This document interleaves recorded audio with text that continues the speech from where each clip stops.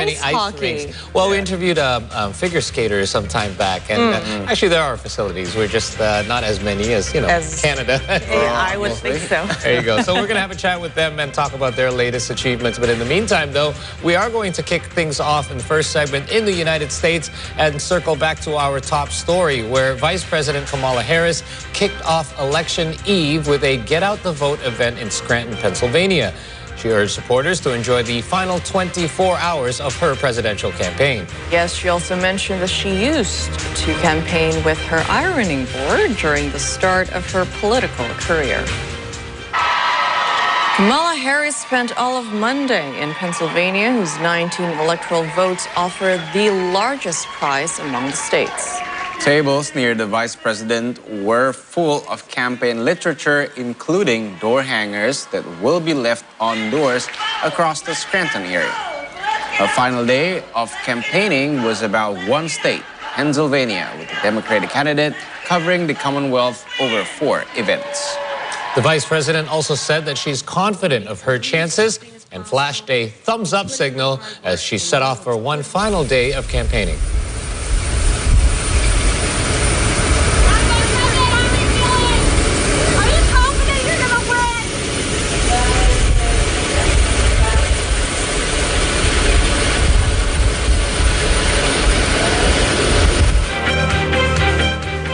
That you've taken out of your busy lives.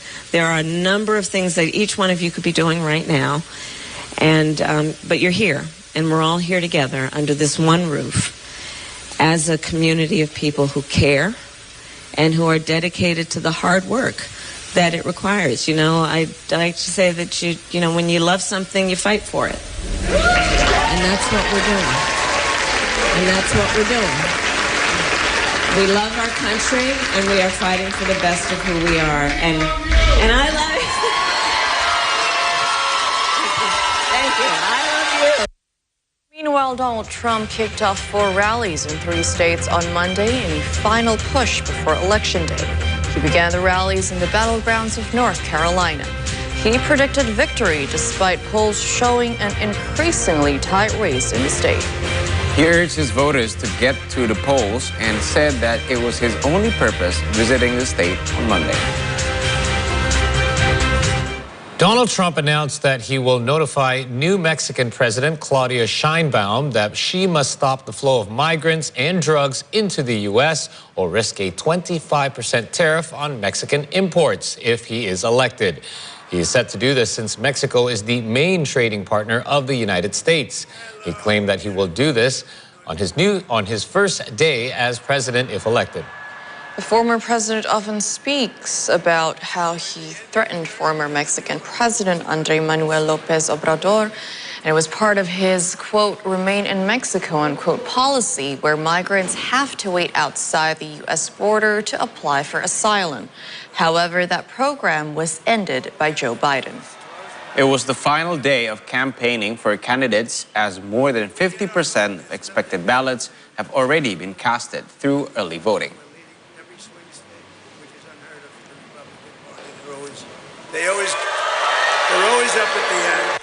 But now we have a new president in Mexico. Supposed a very nice woman. They say I haven't met her. And I'm going to inform her on day 1 or sooner that if they don't stop this onslaught of criminals and drugs coming into our country, I'm going to immediately impose a 25% tariff on everything they send in to the United States of America. And the reason I delayed that, you're the first ones I've told it to. Congratulations, North Carolina. All right, I'm going to start with 4 words too close to call, guys. This one is coming right down to the wire. There's been the latest national polling averages that show a 48 to 47% for Harris. However, we do know that initially Harris had a bit of a bounce when she took over as the presidential candidate for Joe Biden.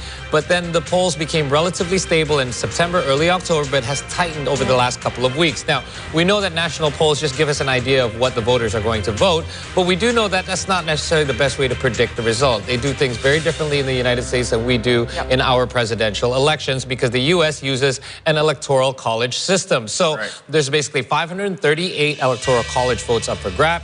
Each candidate needs at least 270 to win. Now, there's 50 states. We know most of them vote for the same party, but there's actually a handful of states where both candidates stand a chance of winning, and this rings very true in this particular election. These are called battleground or swing states, as you guys know. Now, the swing states right now, the leads are so small, it's impossible to actually tell who's actually going to be leading coming out of this race. We do know that there's an margin of error about 3 to 4 percentage points, so each candidate could be doing either better or worse than the current number suggests. So I'll give you the latest in regards to where it leads up now. Now, we know Pennsylvania has the 19 electoral votes, where Trump is actually leading by less than 1 percentage margin. Nevada, same thing, with 6 electoral votes, but Harris is leading by less than 1% in both Michigan and Wisconsin, with 15 and 10 electoral votes, respectively. Now, North Carolina, Trump is leading by a little bit more than 1 percentage point, and they have 16 electoral votes, big one there. And finally, in Georgia and Arizona, with 16 and 11 electoral votes, Trump is leading by around 2 or 3 percentage points. And if you look at the trend since Harris joined the race, it does highlight the difference with some of these states. Now, in Arizona, Georgia, Nevada, and North Carolina, the lead has already changed hands several times since August, but as I mentioned, Trump has a small lead at the moment. But in the 3 other states, in Michigan, Pennsylvania, and Wisconsin, Harris had led since the beginning of August, sometimes by as large as 2 or 3 percentage points. But the polls have again tightened very significantly, and Trump has a very small lead in Pennsylvania, according to polls only. Remember, voting hasn't started yet. Now, all 3 of those states have been Democratic strongholds before Trump turned them red onto his path to winning back in 2016. But then Biden retook those states in 2020, and if Harris can do the same, then she may be on course to win the election.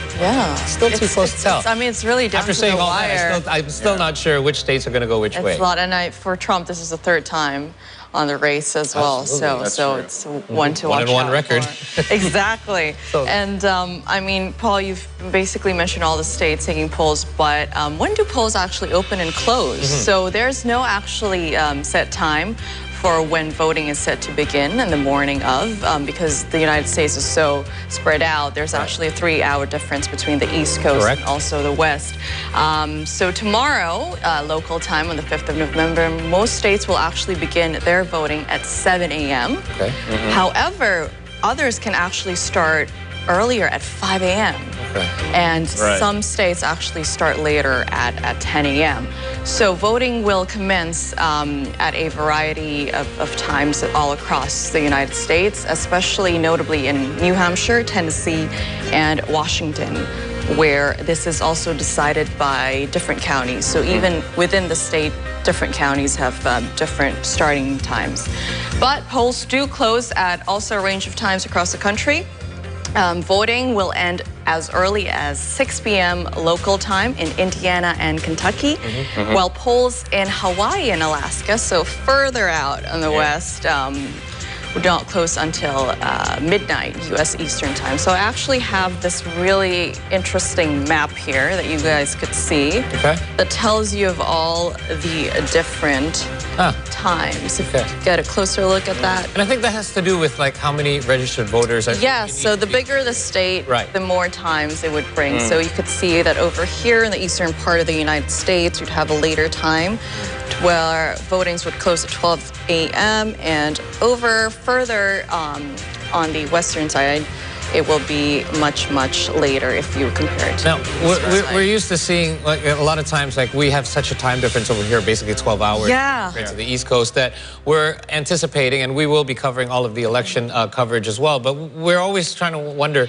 when are they going to call it? When are they going to announce it, basically? And in a race like this, I don't expect them to call it even late into the night, because it's going to be too close. There are going to be some states, and I assume there may even be recount being demanded in a couple of these very important states as well. I might actually have an answer to that. Oh, perfect. So, according to the BBC, victor will be named late on election night or early the next morning. Okay. And this time, the tight race in many states could mean all media outlets will need to wait longer before projecting who had won. And for the based on historical or previous elections, for example, on 2020, it was announced late morning on Saturday, 7th of November, and the voting happens on the 6th of November. Yes. And then after that, of course, the winner is announced, and then the new president will be elected on the 20th of January. 2025. Yeah, because last year it took 4 days for them to officially announce last election. Yeah, because I think in a race like this, when it's so tight, I don't think either are going to concede until the actual counts are fully in, and both of them have agreed with the result. No, but I would say though the last 3 elections, the U.S. elections, has been having me at the edge of my seat. That's right. So definitely we invite all of our viewers to stay tuned to the Steve Today News Network throughout all of our programs today, tomorrow, and the following days in order to keep up with the latest in regards to the U.S. elections. But in the meantime, we've got other world news. We're going to shift over to Spain. Archie? Yes, as search and rescue efforts are ongoing right now after devastating floods struck Valencia, Spain, last week. And in the latest, the Spanish Meteorological Agency has issued a red alert for parts of Catalonia due to heavy rains. Meanwhile, local media had broadcast images of partially submerged cars on highways.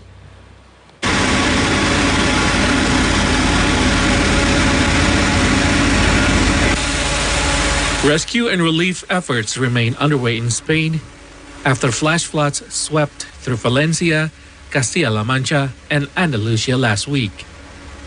The floods claimed more than 200 lives and left many victims unaccounted for.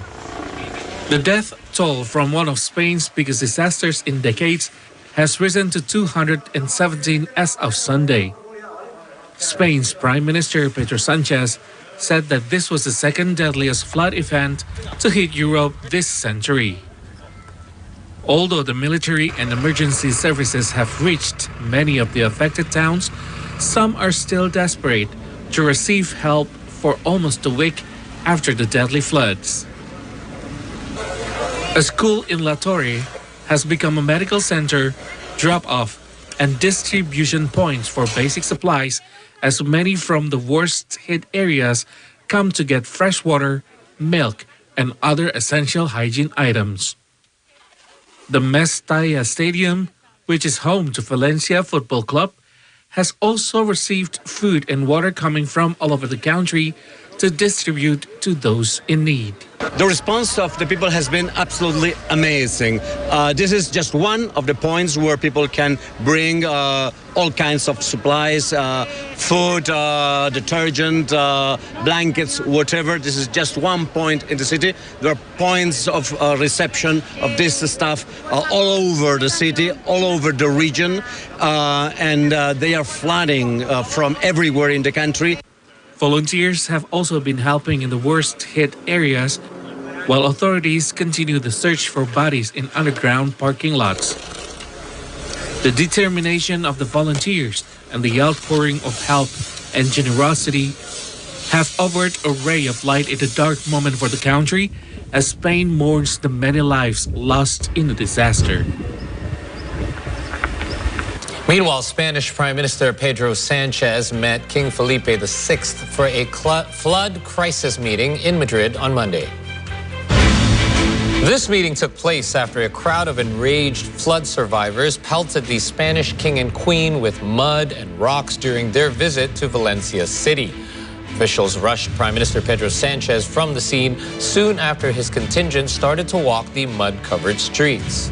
4 days have passed since the tsunami-like flood swept through the southern outskirts of Valencia City and covered many communities in thick mud. Authorities have recovered 217 bodies and continue to search for an unknown number of missing victims. Thousands of volunteers have helped clear mud in debris-covered houses amid looming power cuts and water shortages. Additionally, the downpour on Monday prompted authorities to suspend commuter rail service.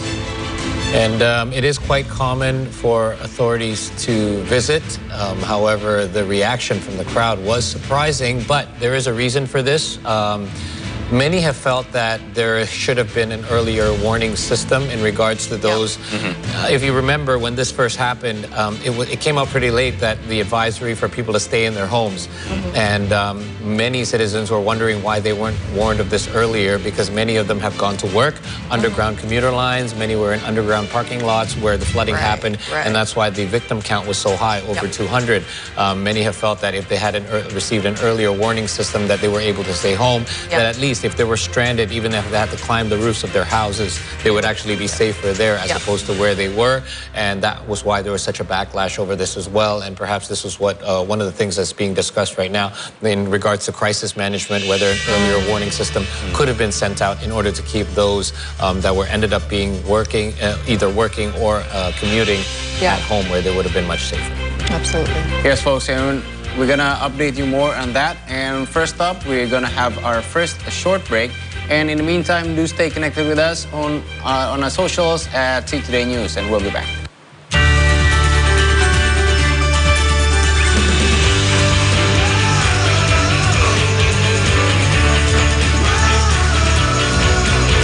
Cerita menarik seputar barista yang ada di kedai kopi kamu. Percaya nggak sih ada orang yang nggak buang sampah selama hampir 20 tahun? Kita punya metode. Jadi sampah-sampah dapur yang begitu bermasalah bagi orang lain, bagi kami justru kita putuskan. Rumah Oma Cafe ini adalah tempat pertama yang menjadikan para lansia untuk menjadi pramusaji. Bersama saya Indi Barens di Teman Bicara.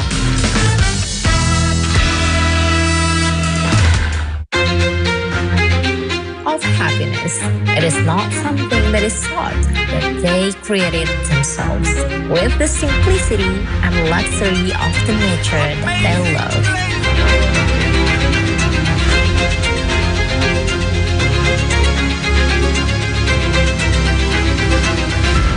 Hopefully, by watching this show, you don't just see beauty of tourism, but you can also realize that we live side by side with other creators. See you on other episode only on the Travel Note. Only on the Travel Note. Because life is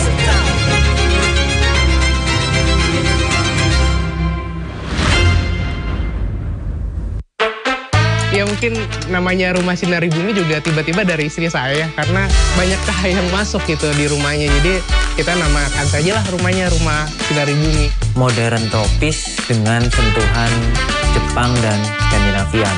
Nah sebenarnya kalau Japandi itu kenapa agak naik daun? Karena menurutku nggak dihabis masa gitu. Kapanpun bisa dipakai, kapanpun bisa kita gunakan temanya. Seni itu udah jalan hidup saya ya Mas ya. Bisa bertahan di dunia kesenian, bagi saya itu udah sesuatu yang sangat mewah. Mungkin ada yang bilang, apa sih gunanya seni itu gitu. Tapi buktinya sendiri, seni masih ada. Tapi ya seni itu ya hidup. Kita hidup di dalam seni, kita membangun seni itu sendiri. Jadi kita menjadi satu, bahwa kita hidup di dalam seni. What's happening now? President Prabowo Subianto and Vice President Gibran Rakabuming Raka that took their oaths of office at the Parliament building earlier today. Exclusive interviews and all the latest in entertainment. You don't talk only about the money, but you talk about the timing. Spice up your afternoon with a variety of up-to-date information. Buenos Aires, Argentina, where Liam Payne passed away on Thursday. Don't miss it with 3-hour news show every day at 5 p.m. So we're rowing, and I gotta tell you, it's tough. Come on, guys, let's dig in.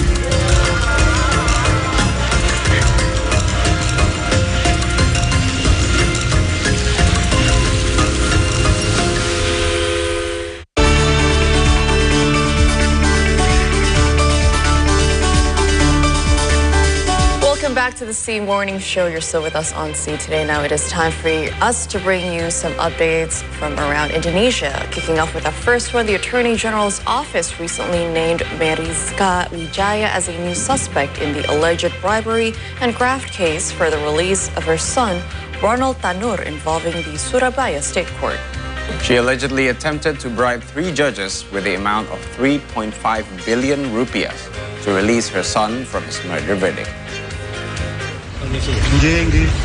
Authorities brought Meriska Wijaya to the East Java Attorney General's Office Detention Center on Monday night. She was arrested after investigators eventually discovered sufficient evidence in her involvement in the alleged bribe and graft case for the release of her son, Ronald Tanur. Additionally, her son faced a legal battle for allegedly murdering his girlfriend, Dini Sera Afrianti. Authorities suspected her of bribing judges through her legal aide, Lisa Rahmat. She was brought to the East Java Prosecutor's Office Detention Center to ease the investigation process. She is now officially the 5th suspect involved in the case. She has been charged with violating Articles 5 and 6 of Article 18 in Law Number 31 of 1999 regarding corruption and may face more than 10 years behind bars. Setelah dilakukan pemeriksaan sebagai saksi terhadap MB, penyidik telah menemukan bukti yang cukup adanya tindak pidana korupsi, yaitu suap dan atau gratifikasi yang dilakukan oleh MB, sehingga penyidik meningkatkan status MB, ibu terpidana Ronald Tanur, dari status semula yaitu saksi menjadi tersangka. Selama perkara Ronald Tanur berproses sampai dengan putusan Pengadilan Negeri Surabaya, tersangka MB telah menyerahkan sejumlah uang kepada LR selaku penasihat hukum Ronald Tanur sejumlah 1,5 miliar yang diberikan secara bertahap. Selain itu, LR juga menalangi sebagian biaya pengurusan perkara tersebut sampai putusan Pengadilan Negeri Surabaya sejumlah 2 miliar, sehingga totalnya 3,5 miliar rupiah. Terhadap uang sebesar 3,5 miliar rupiah tersebut, menurut keterangan LR diberikan kepada majelis hakim yang menangani perkara dimaksud. Terhadap tersangka MB telah dilakukan penahanan selama 20 hari ke depan. Penahanan dilakukan di Rutan Kelas 1 Surabaya, Cabang Kejaksaan Tinggi, Jawa Timur. And in other news, 10 people have sadly reportedly died after Mount Lewotobi Laki-Laki in East Flores Regency, East Nusa Tenggara erupted early morning. Mount Lewotobi Laki-Laki in East Nusa Tenggara erupted early Monday, claiming the lives of 10 people, mostly from Kelantan Low Village in Wulanggitang District, East Flores Regency. The eruption has severely affected multiple villages and severely damaging a primary school building. Korban terkait dengan Lewotobi Laki ini berjumlah sampai detik ini sudah menjadi 10 orang. Dari pagi tadi jam 7 lewat itu menginformasikan 9, dewasanya 8 dan anaknya 1. Tetapi ditambah 1 ini kami belum tahu apa dewasa atau anak, tetapi jumlah korban jiwa itu sudah 10. Kemudian mereka sedang dievakuasi di Kecamatan Wulanggitang dengan sekolah, sehingga kawan-kawan BPBD Kabupaten itu berkoordinasi dengan perangkat daerah terkait dalam rangka untuk melakukan antisipasi terkait dengan korban, baik yang di tempat pengungsian, yang korban meninggal maupun yang luka-luka dan lain sebagainya. According to the mountain's observation post, the exact height of the ash column remained unknown due to poor visibility, with the eruption was recorded on a seismogram with a maximum amplitude of 17 mm and a duration of approximately 3 minutes and 5 seconds. In the meantime, the public is advised to avoid any activities within a 7 kilometers radius from the eruption center, as well as 7 kilometer sector area to the northeast and to the east from the volcano. Today contributor reporting from East Flores, East Nusa Tenggara. The eruption of the Lewotobi Laki-Laki Mountain in East Flores prompted authorities to shut down 3 airports in East Nusa Tenggara. This took place after Wings Air canceled a number of flights to the 3 airports. The 3 airports which have been temporarily shut down across Nusa Tenggara are the H. Hasan Arubusman, Gewa Yantana Larantuka, as well as Turelelo or Bawaja Soa airports in Ngada, Ende, and East Flores Regencies. The 3 airports were temporarily shut down after Wings Air canceled flights to the 3 locations. They did so as they were concerned of volcanic ash covering the runway.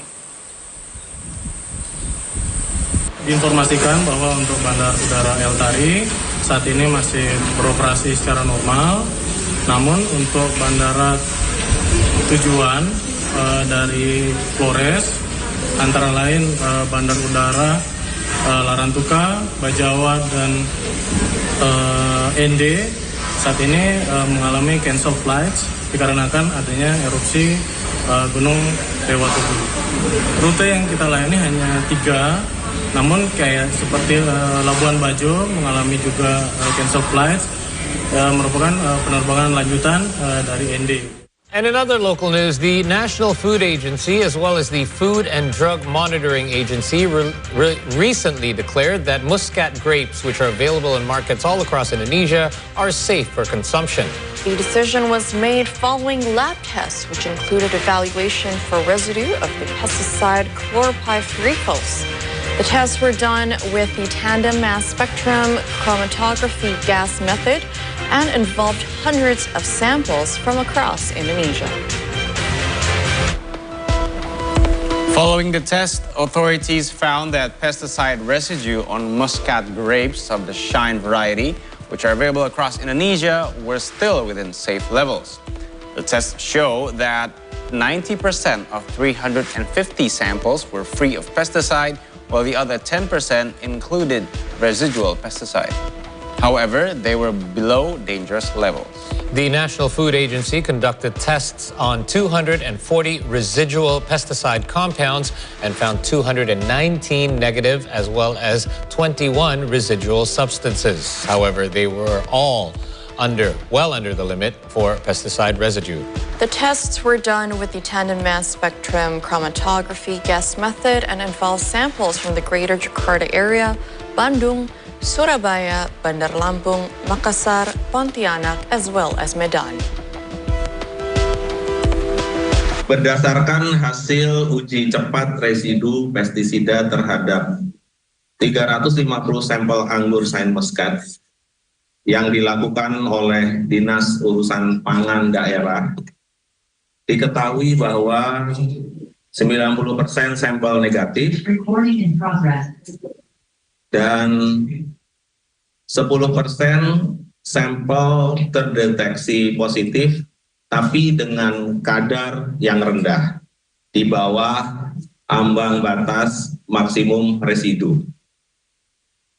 Kami juga sudah melakukan uji laboratorium terhadap 240 senyawa residu pestisida pada anggur ini, dan hasilnya terdeteksi 219 senyawa negatif dan 21 senyawa mengandung residu pestisida, namun masih sangat jauh di bawah batas maksimum residu atau BMR.